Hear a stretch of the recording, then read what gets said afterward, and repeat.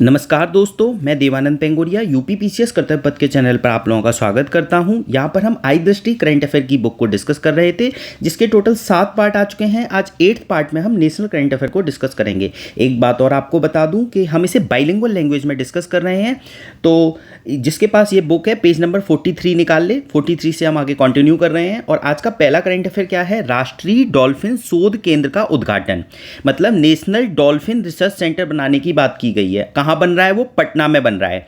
ठीक है, अब सबसे पहले हमारे एग्जाम में डॉल्फिन से रिलेटेड कई बार क्वेश्चन आया हुआ है, तो डॉल्फिन के बारे में थोड़ी सी डिटेल जान लेते हैं।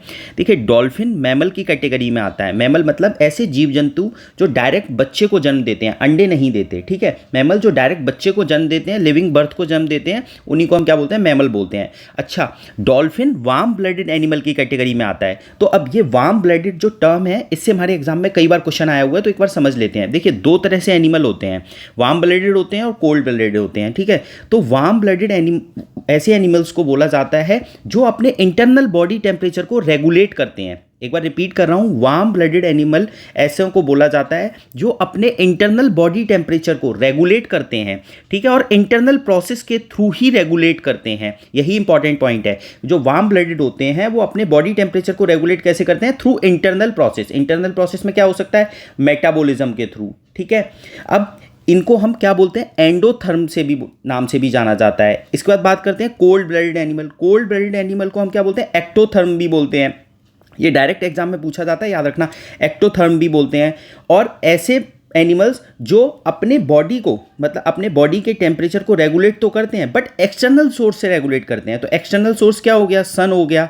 ठीक है, तो हमने क्या जाना? वार्म ब्लडेड कौन है, कोल्ड ब्लडेड कौन है। तो वार्म ब्लडेड का एग्जांपल क्या हो गया? बर्ड्स हो गए, मैमल्स हो गए, वो वार्म ब्लडेड की कैटेगरी में आते हैं। कोल्ड ब्लडेड में कौन कौन से जीव जंतु आ सकते हैं? रेप्टाइल्स आ सकते हैं, फिश आ सकती हैं, मछलियाँ। ठीक है, तो ये हमें टर्म्स याद रखनी है। एक वार्म ब्लडेड को हम एंडोथर्म बोलते हैं, कोल्ड ब्लडेड को हम एक्टोथर्म बोलते हैं। वार्म ब्लडेड में कौन कौन आते हैं? बर्ड्स आते हैं और मैमल्स आते हैं।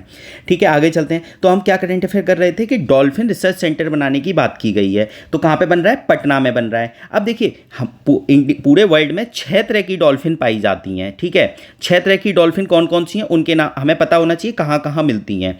ठीक है, अच्छा, एक और चीज़, ये ब्रैकिश वाटर और फ्रेश वाटर दोनों में मिल जाती हैं। तो अमेजन डॉल्फिन की बात की गई है, सिंधु नदी की, मतलब इंडस रिवर की बात की गई है, इंडस रिवर डॉल्फिन की, गंगा रिवर डॉल्फिन की, इरावदी डॉल्फिन की। इरावदी रिवर कहाँ पर है आप लोगों को क्या पता है? ये म्यांमार में है। ठीक है, और इसकी एक इंपॉर्टेंट ट्रिब्यूटरी है, उसका नाम भी याद रखना, चिडविन। चिडविन, ये इंडिया की तरफ से निकलती है। चिडविन, इरावदी रिवर म्यांमार में है, चिडविन इसकी इंपॉर्टेंट ट्रिब्यूटरी है, और इरावदी रिवर में डॉल्फिन भी मिलती है। ठीक है, उसके बाद है टुकजी नदी डॉल्फिन। अब ये टुकजी नदी कहाँ पर है? टुक्सी रिवर। टुक्सी रिवर हमारी साउथ अमेरिका में है, कोलंबिया के आसपास, पेरू, इक्वाडोर के आसपास ये रिवर है, टुक्सी रिवर। ठीक है, उसके बाद यांगत्से रिवर। यांगत्से रिवर में भी डॉल्फिन मिलती है। तो यांगत्से रिवर में आपको पिछली वीडियो में भी बताया था कि एशिया की लार्जेस्ट रिवर है और वर्ल्ड की 3rd लार्जेस्ट रिवर है यांगत्से रिवर। ये कहाँ पर है? चाइना में है। ठीक है, इसके अलावा एक प्रकार की डॉल्फिन और मिलती थी, अब वो विलुप्त हो गई है। उसका नाम क्या था? बैजी। याद रखना, बैजी, या चीन नदी डॉल्फिन भी बोला जाता है। यहाँ तक याद रखेंगे तो हमें क्या याद रखना है कि कहाँ कहाँ डॉल्फिन किस किस रिवर में मिलती हैं, ये एग्जाम में पूछा जा सकता है। क्लियर? और ये रिसर्च सेंटर कहाँ बन रहा है, हमें ध्यान रखना है, पटना में। तो जो लोग बिहार पीसीएस का एग्जाम दे रहे हैं उनके लिए तो बहुत इंपॉर्टेंट है, याद रखना ये करंट अफेयर। क्लियर? अब देखिए, रिसर्च सेंटर बनेगा तो क्या होगा? वहाँ पे रिसर्च एंड डेवलपमेंट किया जाएगा। अब क्यों रिसर्च एंड डेवलपमेंट करेंगे? क्योंकि देखिए, जो डॉल्फिन है उसकी पॉपुलेशन डिक्लाइन कर रही है। जैसा कि आपने ऊपर देखा कि 2006 में जो चीन नदी की डॉल्फिन थी वो तो विलुप्त हो गई।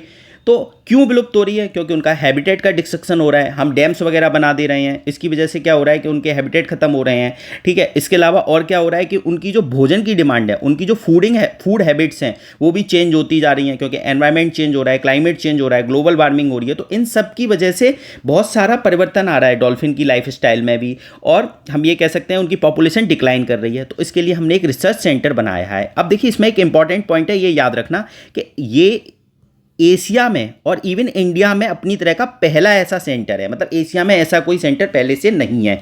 क्लियर?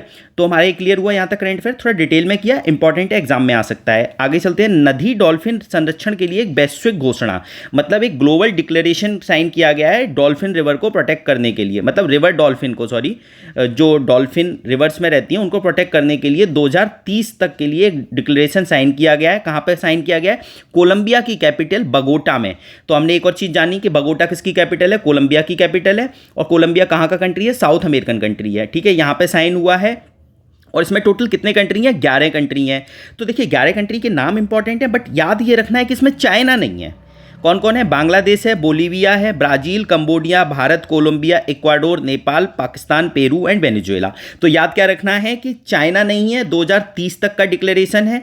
अब देखिए इसके अलावा इसमें एक पॉइंट लिखा हुआ है, नेशनल डॉल्फिन डे 5 अक्टूबर को मनाया जाएगा। तो ये क्वेश्चन हमारे यूपी पीसीएस में एक बार आ चुका है, और यूपी गवर्नमेंट ने डॉल्फिन को स्टेट फिश का भी दर्जा दे दिया है। तो हमें ये भी याद रखना है, आगे हम उसको करेंगे, अभी इसमें आएगा। तो डॉल्फिन इस साल के लिए बहुत इंपॉर्टेंट है, हमारे एग्जाम में क्वेश्चन आ सकता है, ठीक है।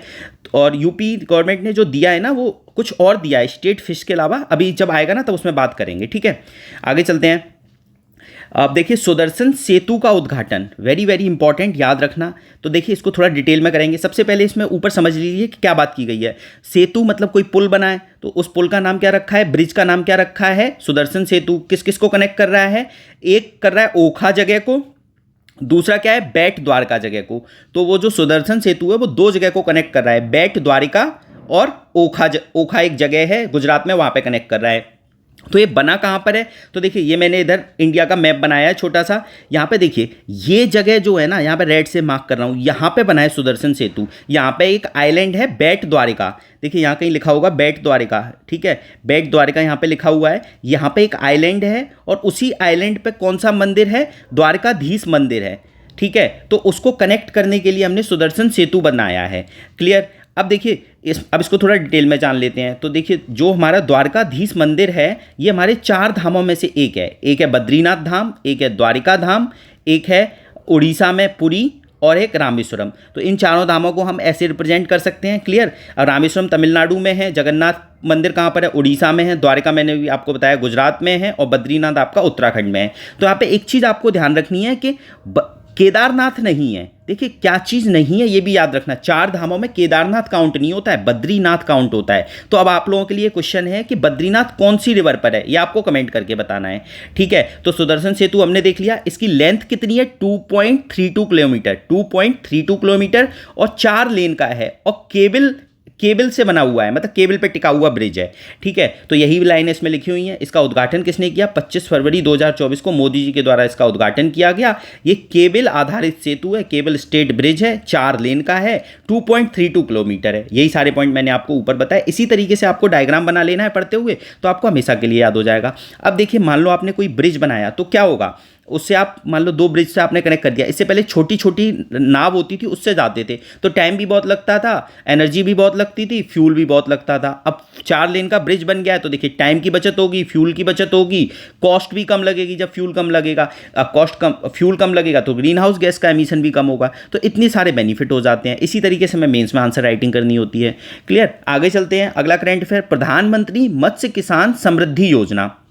तो देखिए इसमें क्या बात की गई है, सबसे पहले आप ये समझिए, एक ना बहुत बड़ी स्कीम है प्रधानमंत्री मत्स्य संपदा योजना, उसके अंदर एक सब स्कीम लॉन्च की गई है, प्रधानमंत्री मत्स्य किसान समृद्धि सह योजना, क्लियर। अब प्रधानमंत्री मत्स्य संपदा योजना में बहुत बड़ा निवेश किया गया है, इन्वेस्टमेंट किया गया है, और किस सेक्टर में, फिशरीज सेक्टर में। कितना निवेश किया गया है, 220,050 करोड़ का ये निवेश किया गया है, ठीक है, इतना याद रखेंगे। अब देखिए फिशरी सेक्टर से रिलेटेड अगर बोला जाता है तो उसे ब्लू रिवॉल्यूशन बोला जाता है। ब्लू रिवॉल्यूशन मतलब फिशरी सेक्टर का डेवलपमेंट करना। तो जो प्रधानमंत्री मत्स्य संपदा योजना है, कब से कब तक है, 2020-21 से 2024-25 तक है। इसका मतलब 5 सालों के लिए लॉन्च की गई है। और ये कब लॉन्च की गई थी, ये बहुत इंपॉर्टेंट है, याद रखेंगे। 10 सितंबर 2020 को ये लॉन्च की गई थी। तो ईयर तो बहुत इंपॉर्टेंट है, क्योंकि हमारे एग्जाम में क्रोनोलॉजी लगाने आ जाता है, तो हम ईयर याद रखेंगे, क्लियर। इसके बाद इसका बजट हम चाहें तो याद रख सकते हैं, बट एक बार रीड कर लेना।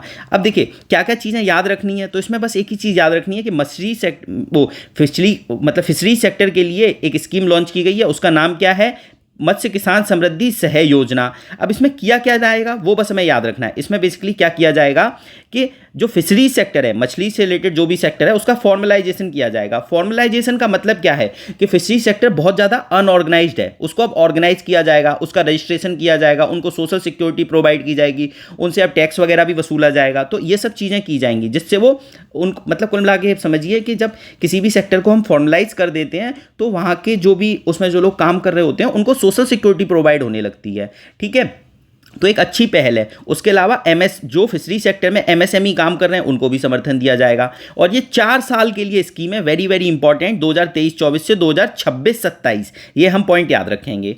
क्लियर, आगे चलते हैं। उत्तराखंड में समान नागरिक संहिता, समान नागरिक संहिता की फुल फॉर्म क्या होगी? Uniform civil code. यहां पे यूनिवर्सल एग्जाम में लिखा सकता है, यूसीसी की फुल फॉर्म में यूनिफॉर्म की जगह यूनिवर्सल लिख देंगे, तो यूनिवर्सल तो गलत हो गया, ये याद रखना। यू से क्या है? Uniform civil code. ठीक है, अब यूनिफॉर्म सिविल कोड हमारे कॉन्स्टिट्यूशन के किस आर्टिकल में दिया गया है? Directive principle of state policy के अंदर आर्टिकल 44 में दिया गया है। अब यूसीसी होता क्या है? तो यूसीसी का मतलब ये होता है कि सिविल फील्ड में, मतलब सिविल कोड में, सिविल लॉ में प्रत्येक नागरिक समान कानून को फॉलो करेगा।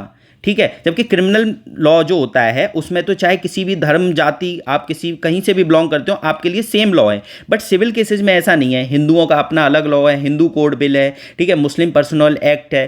तो जब यूसीसी इंप्लीमेंट अगर हो जाता है, पूरे इंडिया की बात नहीं हो रही है, जो उत्तराखंड की बात हो रही है, तो सिविल फील्ड में भी यूनिफॉर्म समान कानून लागू होगा, चाहे आप किसी भी धर्म जाति के हों।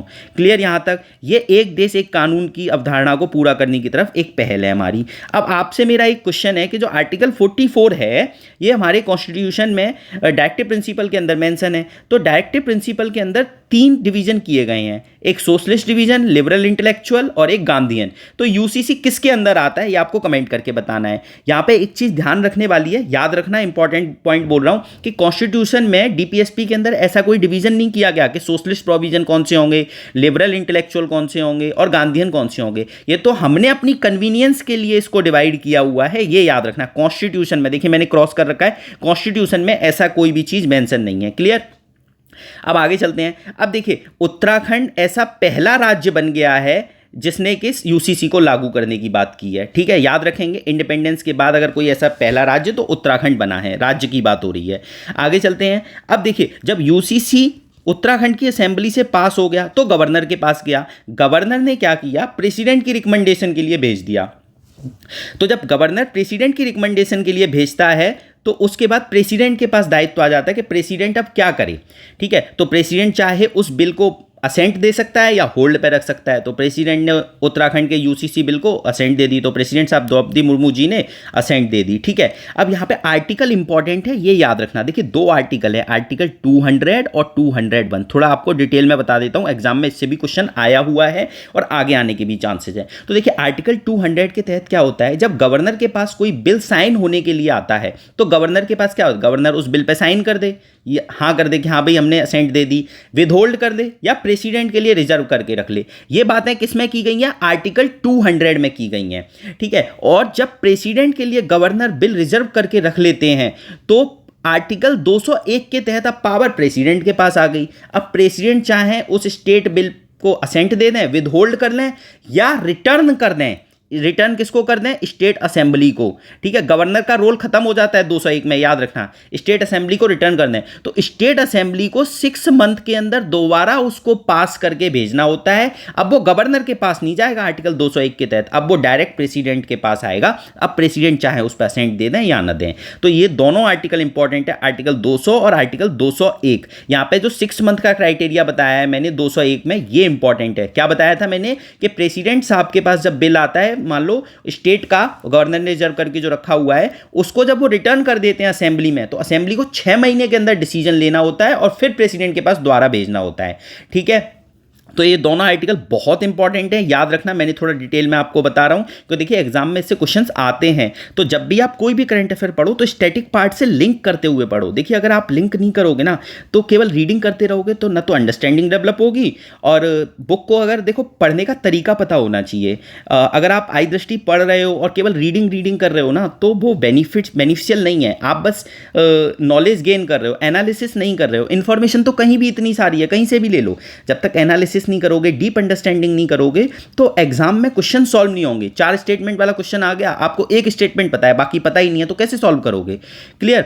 आगे चलते हैं। चलो अब जैसे यूसीसी में मैंने आपको बताया सिविल केसेस में हम समान कानून लागू करेंगे चाहे आप किसी भी धर्म जात के हो। तो सिविल केसेस कौन कौन से? मैरिज से रिलेटेड, ठीक है, डिवोर्स से रिलेटेड, सक्सेशन मतलब उत्तराधिकार से रिलेटेड और लिविंग रिलेशनशिप से रिलेटेड। इन चीजों को उत्तराखंड का यूसीसी कानून रेगुलेट करेगा, नियंत्रित करेगा और विनियमित करेगा।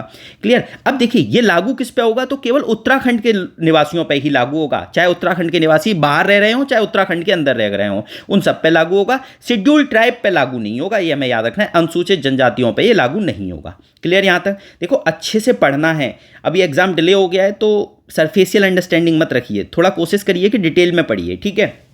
आगे चलते हैं। श्री राम जन्मभूमि मंदिर में प्राण प्रतिष्ठा समारोह। देखिए हैशटैग का मैंने आपको कई बार साइन बता दिया, जहां हैशटैग लगा है वो मेंस में डायरेक्ट क्वेश्चन आ सकता है, याद रखना।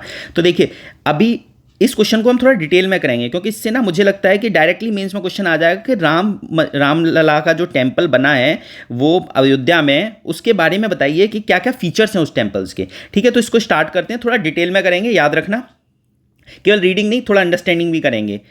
अब एक अच्छा चलो सबसे पहले स्टार्ट करते हैं। इसका फाउंडेशन स्टोन कब रखा गया? 5 अगस्त 2020 को, भूलना नहीं है, 5 अगस्त 2020 को इसका फाउंडेशन स्टोन मोदी जी के द्वारा रखा गया, ठीक है। इसमें भगवान राम की बाल रूप की प्रतिमा है, बाल रूप की प्रतिमा है, और इसकी जो प्राण प्रतिष्ठा कब हुई थी? 22 जनवरी 2024 को। तो सबसे पहले हमने 2 डेट याद की। एक मिनट पानी पी लूं।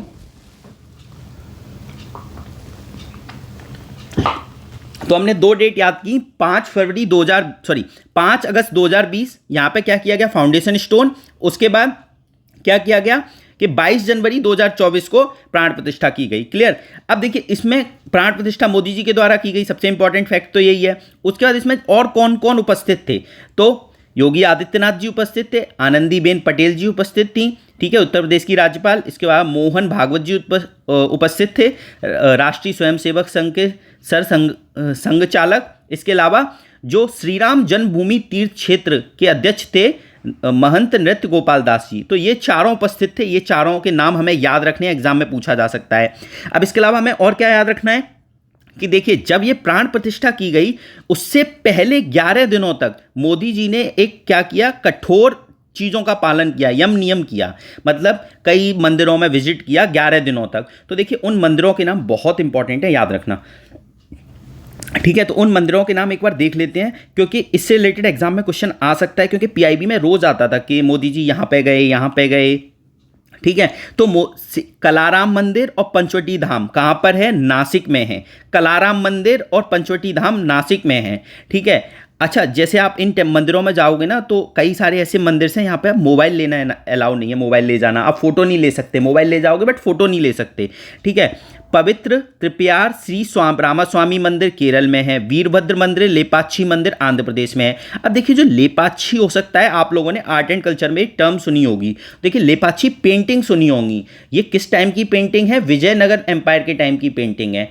ठीक है। और ये मुराल पेंटिंग है। मुराल पेंटिंग कौन सी पेंटिंग होती है? जो दीवारों पर बनाई जाती हैं। और इसमें थीम क्या है? रामायणा की थीम है, रामायणा की थीम मिलेगी आपको, महाभारता की थीम मिलेगी, विष्णु जी के जो इनकारनेशन है 10 उनकी थीम मिलेगी। तो हमने क्या देखा? लेपाक्षी पेंटिंग आंध्र प्रदेश की है, विजयनगर डायनेस्टी से रिलेटेड है, मुराल पेंटिंग है, दीवारों पे बनी हुई है। इसमें जो थीम है वो रामायणा, महाभारता और विष्णु जी के इनकारनेशन है उसकी थीम है।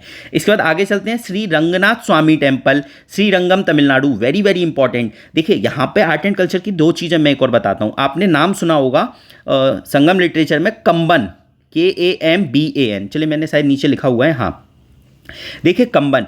तो कंबन ने क्या किया था? कंबन ऋषि थे, उन्होंने रंगस्वामी टेम्पल में रामायण का ट्रांसलेशन किया था तमिल में, रामायण का ट्रांसलेशन किया था तमिल में, याद रखेंगे।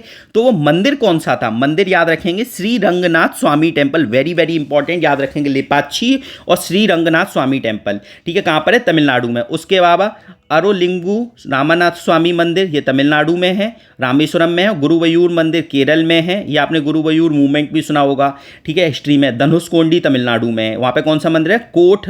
कोठांडा रामास्वामी मंदिर, वेरी वेरी इंपॉर्टेंट, याद रखना। अब देखिए इसके अलावा देखो धनुषकोंडी ना न्यूज़ में बहुत आया था, क्योंकि मोदी जी ने धनुषकोंडी का एक लास्ट पॉइंट है, इसका नाम याद रखना, अरिचल मुनाई, ARICHALMUNAI,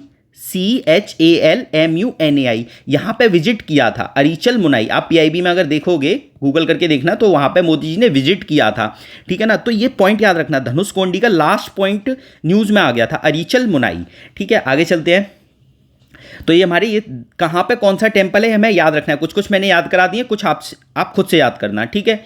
आगे चलते हैं। श्री रामलला की प्रतिमा के बारे में देखो डिटेल में दिया हुआ है और ये हमें पता होना चाहिए, यहीं से क्वेश्चन आ सकता है। तो मैंने क्या बताया? बाल बाल स्वरूप की प्रतिमा है, 5 साल के राम जी की प्रतिमा लगी हुई है, ठीक है। और इस प्रतिमा को गर्भागृह में स्टैब्लिश किया गया है। देखिए गर्भागृह एक जगह होती है मंदिर में, सैंक्टम सेक्टोरम, बहुत पवित्र जगह होती है, उसी को जहां पे मूर्ति रखी जाती है उसी को हम क्या बोलते हैं, गर्भागृह बोलते हैं, ठीक है। वहां पे रामलला की मूर्ति स्थापित की गई है मोदी जी के द्वारा।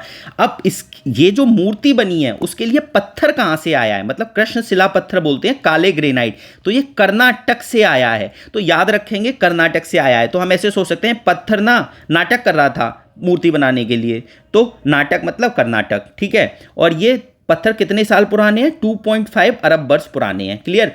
और ये कहाँ से आया है, यही डायरेक्ट क्वेश्चन आ सकता है, कर्नाटक से आया है। कितनी मूर्ति का वजन कितना है, 200 केजी है। कितनी ऊंचाई है, 4.24 फीट है। तो 4 2 4, यही डायरेक्ट छोटी छोटी डिटेल ना एग्जाम में जब भी मेंस में क्वेश्चन आता है तो डिटेल हमें याद होनी चाहिए, तभी मार्क्स मिलते हैं। वरना 10 में 12 में से 4 दे देंगे, 3 दे देंगे। आप डिटेल में लिख के आओगे, टू द पॉइंट लिख के आओगे तो आपको पक्का मिलेंगे, ठीक है। और देखो मैंने अभी बताया 5 वर्ष की आयु के रामलला की खड़ी मुद्रा में दर्शाया गया है, क्लियर। रामलला को कमल के फूल के आकार के आधार पर खड़ी हुई मुद्रा में दर्शाया गया है, तो यह में खड़ी हुई मुद्रा है और 5 वर्ष की आयु है, ठीक है। कृष्ण शिला है, 200 केजी है, 4.24 फीट की हाइट है। इसमें कृष्ण जी के 10 अवतारों को भी दर्शाया गया है। वेरी वेरी इंपॉर्टेंट, ये याद रखना। 10 अवतार कौन कौन से हैं, मत्स्य, कूर्म, वराह, नरसिंह, वामन, परशुराम, राम, कृष्ण, बुद्ध, कल्कि। तो लास्ट अवतार का नाम आपको याद रखना है कल्कि अवतार, ठीक है। विष्णु जी का सबसे लास्ट अवतार कौन सा होगा, कल्कि अवतार। क्योंकि देखिए एक बार यूपीएससी ने क्वेश्चन पूछा था कि बुद्धिज्म में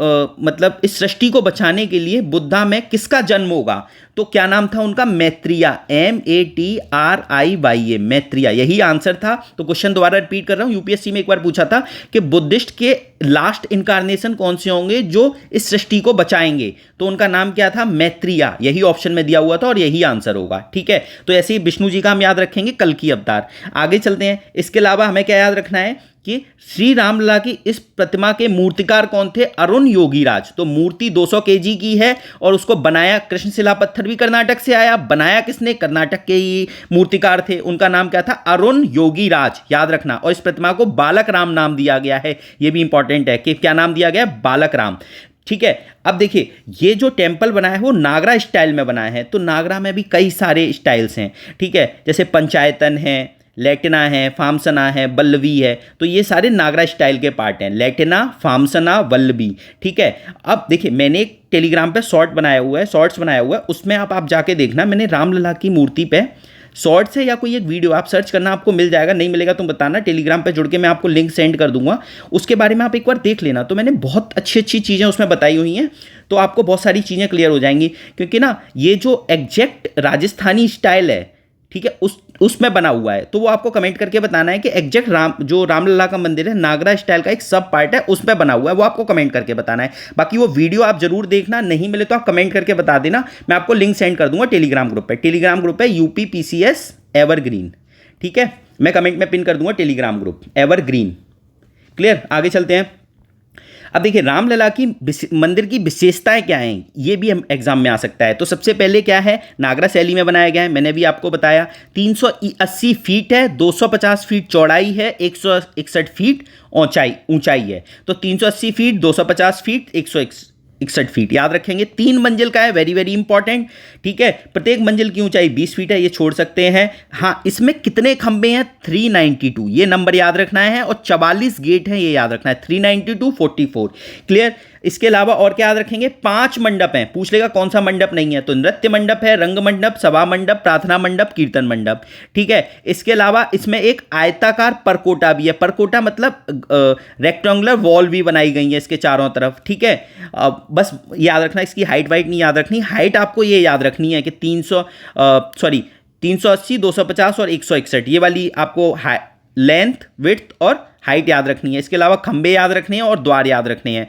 परकोटा मतलब वॉल बनाई गई है रेक्टेंगुलर वाल, सीताकूप भी है वहाँ पर, ठीक है। इसके अलावा और भी मतलब जो ऋषि मुनि हैं उनको भी समर्पित है कई जगह, ठीक है। इसमें लोहे का प्रयोग नहीं किया गया है, ये इंपॉर्टेंट है, लोहे का प्रयोग नहीं किया गया है, ठीक है।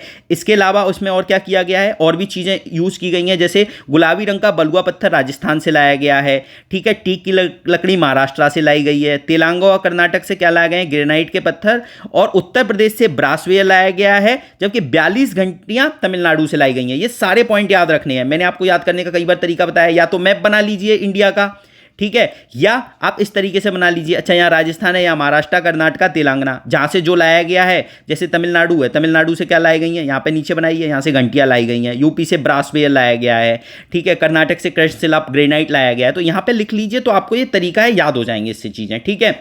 आगे चलते हैं। इसके अलावा देखिए, पूरे अरुण योगीराज जी ने तो मूर्ति बनाई है, लेकिन जो चीफ आर्किटेक्ट है, पूरा मंदिर किसने बनाया, चंद्रकांत सोमपुरा जी ने। ये इंपॉर्टेंट नाम है, याद रखना, हर किसी की जबान पे नाम याद हो गया है, आप भी याद करिए, चंद्रकांत सोमपुरा, ठीक है। इसमें एक सूर्य तिलक की मैकेनिज्म है। सूर्य तिलक की मैकेनिज्म का मतलब ये है कि 12 बजे 6 मिनट के लिए इस तरीके से डिजाइन किया गया है मंदिर को कि सीधे बालक राम जी की जो मूर्ति है, उनके चेहरे पे सीधे सूर्य का माथे पे 6 मिनट के लिए सूर्य का प्रकाश पड़ेगा, फोरहेड पे, ठीक है। 6 मिनट के लिए याद रखेंगे, 12 बजे पड़ेगा। तो ऐसी एक मैकेनिज्म, टेक्नोलॉजी वगैरह, फिजिक्स का यूज करके ऐसा किया गया है। और इसको डिजाइन किसने किया है, तो ये इंस्टीट्यूट है central building research institute, CSIR के अंदर आता है, रुड़की में है, याद रखना, इसने इस सूर्य तिलक को डिजाइन किया है।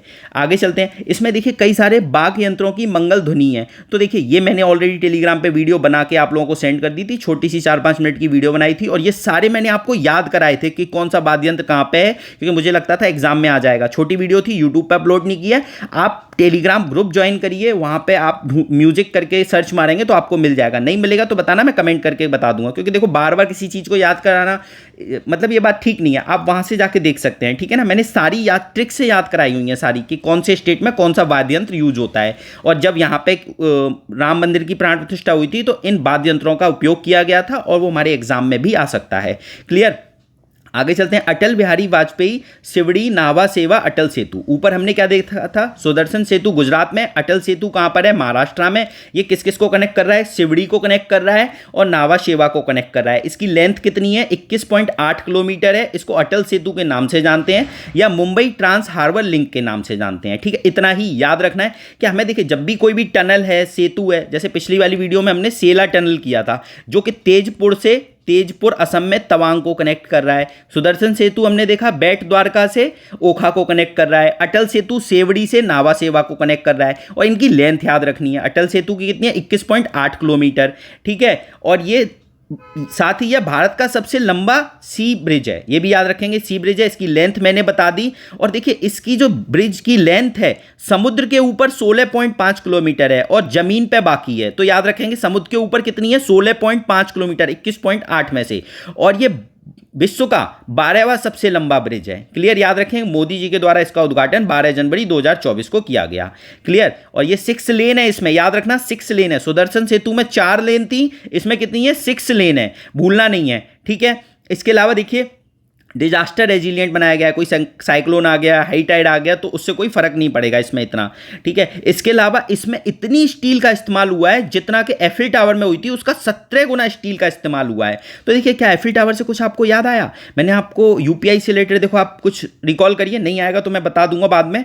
यूपीआई से रिलेटेड कुछ याद आ रहा है एफिल टावर का? चलिए आगे चलते हैं। अब देखिए, मैंने आपको फिर बताया, कोई भी सेतु ब्रिज वगैरह बनेगा तो टाइम बचेगा, कॉस्ट बचेगी, फ्यूल बचेगा, ग्रीन हाउस गैस एमिशन कम होगा। क्लियर। तो यही बात है 15 मिनट में तय की जा सकेगी, जो पहले 2 घंटे लगते थे। स्वच्छ सर्वेक्षण मैंने पार्ट 2 में आपको करा दिया, पार्ट 3 में करा दिया, तो वहाँ से आप लोग देख लेना, ठीक है। आगे चलते हैं। चलिए आगे चलो एक और कर लेते हैं कि 370 पर सर्वोच्च न्यायालय का ऐतिहासिक निर्णय। तो देखिए, सुप्रीम कोर्ट ने यह कहा है कि जो 370 आर्टिकल को हटा दिया गया है वो सही हटाया गया है, उसमें कोई कमी नहीं है। अब देखिए, आर्टिकल 370 के बारे में मैं जानना चाहिए, जम्मू कश्मीर से रिलेटेड है, एक नॉन परमानेंट प्रोविजन था। उस समय की नीड को ध्यान में रखते हुए आर्टिकल 370 को कॉन्स्टिट्यूशन में ऐड किया गया था। साथ ही साथ एक और चीज़ ऐड की गई थी कि आर्टिकल 35A प्रेसिडेंट ऑर्डर से, और इसमें यह कहा गया था कि जम्मू कश्मीर के निवासी कौन होंगे, उनको कितना ज़मीन खरीदने का अधिकार होगा, कौन कौन कारोबार कर सकता है। तो ये दोनों आर्टिकल अब हटा दिए गए हैं, ये चीज़ याद रखना, और सुप्रीम कोर्ट ने उसको वैलिड करार दिया गया है। और जम्मू कश्मीर को अब 2 यूनियन टेरिटरी में डिवाइड कर दिया गया है, ठीक है। ये चीज़ हम याद रखेंगे। और ऐसा अभी सुप्रीम कोर्ट की 5 जजों की बेंच ने यह कह दिया है कि जो जम्मू कश्मीर को डिवीज़न किया गया है 2 में, और आर्टिकल 370 को जो हटाया गया है वो वैलिड है। बट सुप्रीम कोर्ट ने यह भी कहा है कि जल्दी से जम्मू कश्मीर का स्टेटहुड रिस्टोर भी करो, ठीक है। तो आगे चलते हैं, इसमें बस इतना ही है जो मैंने आपको बताया। बस एक चीज़ ध्यान रखना कि सुप्रीम कोर्ट ने एक लाइन कही थी कि जो आर्टिकल 370 को ऐड किया गया था वो परमानेंट नहीं था, उस समय की नीड को ध्यान में रखते हुए इसको इंक्लूड किया गया था। ठीक है, अब उस आर्टिकल की ज़रूरत नहीं है तो उसको हटा दिया है, अच्छा किया है। और इससे क्या होगा, हम पूरा देश एक इंटीग्रेट हो सकेगा, क्योंकि अभी जम्मू कश्मीर पे इंडिया का कॉन्स्टिट्यूशन लागू नहीं होता था। अब क्या होगा कि पूरा कॉन्स्टिट्यूशन जम्मू कश्मीर का लागू होगा, और अब जम्मू कश्मीर के कॉन्स्टिट्यूशन की कोई भी मतलब वैलिड नहीं है जो जम्मू कश्मीर का अपना इंडिपेंडेंट कॉन्स्टिट्यूशन हुआ करता था। क्लियर यहाँ तक? आगे चलते हैं। इसके अलावा और इसमें बस इतना ही याद रखना है कि जम्मू कश्मीर के संविधान का अब कोई अस्तित्व नहीं है, और राष्ट्रपति महोदय ने जो एक नोटिफिकेशन निकाल के 370 को हटाया था वो भी वैलिड है। मतलब कुल मिला के सब चीज़ें वैलिड बोल दी थी। ठीक है, अभी रिसेंटली जम्मू कश्मीर में इलेक्शन भी हुए हैं, तो आप लोग ये कमेंट करके बताइए कि कौन सीएम चुन के आया है। ठीक है, आगे चलते हैं। नमो ड्रोन दीदी योजना। तो देखिए, नमो ड्रोन दीदी योजना और देख लेते हैं। नमो ड्रोन दीदी योजना बेसिकली फर्टिलाइजर से रिलेटेड है। फर्टिलाइजर को देखो फर्टिलाइजर से ऐसे रिलेटेड है कि ड्रोन के थ्रू हम खेत में क्या करेंगे, फर्टिलाइजर को डिलीवर करेंगे। ठीक है, तो सबसे पहले हम ये समझते हैं जो इसमें पॉइंट लिखे हुए हैं। देखिए, भारत देश में फर्टिलाइजर का प्रोडक्ट मतलब सेकंड लार्जेस्ट प्रोड्यूसर है फर्टिलाइजर का, और सेकंड लार्जेस्ट इंपोर्टर भी है। ठीक है, मतलब हम सबसे ज़्यादा प्रोड्यूस भी करते हैं सेकंड नंबर पे, और सबसे ज़्यादा बाहर से मंगाते भी हैं, आयात भी करते हैं सेकंड नंबर पे। क्यों मंगाते हैं, आप ये सोचो, इतना बड़ा प्रोड्यूसर होने के बाद, क्योंकि हमारे यहाँ जितनी नीड है वो पूरी नहीं हो पाती। दूसरा, हमारे यहाँ कुछ इनपुट्स जो हैं जैसे कि गैस है, फॉस्फेट है, पोटाश है, वो मिलता नहीं है पर्याप्त मात्रा में, तो इसलिए हमें बाहर से भी मंगाना पड़ता है। ठीक है, तो सबसे पहले आप एक चीज़ समझिए, जब देखो फर्टिलाइजर से रिलेटेड हमारे यहाँ रिसोर्सेज हमें बहुत ज़्यादा ज़रूरत है, और रिसोर्सेज हमारे यहाँ लिमिटेड भी हैं, तो क्या ज़रूरत होती है कि हम कोई ना कोई ऑल्टरनेटिव मीन्स क्रिएट करें फर्टिलाइजर के, और जो अवेलेबल रिसोर्सेज हैं उनका एफिशिएंट यूज करें। तो नमो ड्रोन दीदी योजना के थ्रू यही किया गया है। क्या किया गया है कि ड्रोन के थ्रू उर्वरकों का छिड़काव किया जाएगा, जिससे क्या होगा, एफिशिएंट यूज हो सके, मतलब हम एग्रीकल्चर में टेक्नोलॉजी का यूज़ करेंगे। ठीक है, इसके अलावा लिक्विड नैनो फर्टिलाइजर बनाए गए हैं, जिनका नाम क्या है, नैनो यूरिया है, नैनो डीएपी है। इन्हीं के थ्रू इन्हीं फर्टिलाइजर को ड्रोन के थ्रू छिड़काव किया जाएगा। ठीक है, तो इन्हीं को हम क्या बोलते हैं, ऑल्टरनेटिव फर्टिलाइजर बोलते हैं। इसके अलावा मोदी जी ने ये और कहा है कि जो ऑलरेडी हमारे यहाँ स्टैग्नेंट पड़ी थी फर्टिलाइजर से रिलेटेड इंडस्ट्री, उनको रिस्टोर किया जाएगा, उनको रिवाइव किया जाएगा। क्लियर? तो इसमें यही सारी बातें की गई थी। अब नमो ड्रोन दीदी योजना के बारे में कहा गया है, तो इसको मंजूरी कब दी गई, 29 नवंबर 2023 को इसको मंजूरी दी गई। 30 नवंबर को इसका शुभारंभ किया गया। ये 2024-25 से 25-26 की अवधि के लिए 1261 रुपये इसमें अलॉट किए गए हैं। और इसमें देखिए, ये इंपॉर्टेंट पॉइंट है कि 15,000 महिलाओं को चयनित किया गया है। कितने? सेल्फ हेल्प ग्रुप में से। इस योजना के तहत 15,000 चयनित महिला स्वयं सहायता समूहों को ड्रोन प्रदान किया जाएगा। ठीक है, मतलब 15,000 सेल्फ हेल्प ग्रुप में जो महिलाएं काम करती हैं उनको ड्रोन प्रोवाइड किया जाएगा, और बेसिकली उस ड्रोन को कृषि के उद्देश्यों हेतु किराए पे दिया जाएगा। मतलब उस ड्रोन को जिन किसान को जरूरत होगी उसको किराए पे दे देंगे। क्लियर? तो देखिए, इस टॉपिक से आप मेन से क्लियरली रिलेट कर सकते हैं use of technology in the agriculture, क्योंकि हम देखो खेती कर रहे हैं, फर्टिलाइजर की जरूरत है, फर्टिलाइजर को डिलीवर किससे कर रहे हैं, ड्रोन से कर रहे हैं। तो हम ड्रोन के थ्रू इसमें छिड़काव करेंगे, और इसमें टोटल 15,000 ड्रोन दिए जाएंगे। 500 ड्रोन अभी उपलब्ध करा दिए जाएंगे, 14,500 बाद में उपलब्ध कराए जाएंगे। ठीक है, इसके अलावा एक ड्रोन की कीमत और उससे रिलेटेड उपकरणों की कीमत कितनी आएगी, 10 लाख रुपए आएगी। तो 8 लाख रुपए की तो सहायता दे दी जाएगी सरकार के द्वारा, वित्तीय सहायता 80%, मतलब 8 लाख रुपए की सहायता दे दी जाएगी। इसके अलावा ड्रोन जिन जिन को दिया जाएगा, तो एक एक सदस्य को पायलट के रूप में प्रशिक्षण दिया जाएगा, बाकी अदर मेंबर्स को टेक्नीशियन या हेल्पर के रूप में स्किल ट्रेनिंग प्रोवाइड की जाएगी। और जो लोग ड्रोन चलाएंगी, जो लेडीज, उनको क्या बोला जाएगा, ड्रोन दीदी बोला जाएगा। ठीक है, ड्रोन दीदी बोला जाएगा। और इसकी ठीक है, बस इतना ही याद रखना है। ठीक है, तो आज के लिए इतना काफ़ी है, इतना याद रखेंगे। चाहे चलो आज के लिए इतना रखते हैं, कल आगे कंटिन्यू करते हैं। ठीक है, थैंक यू सो मच।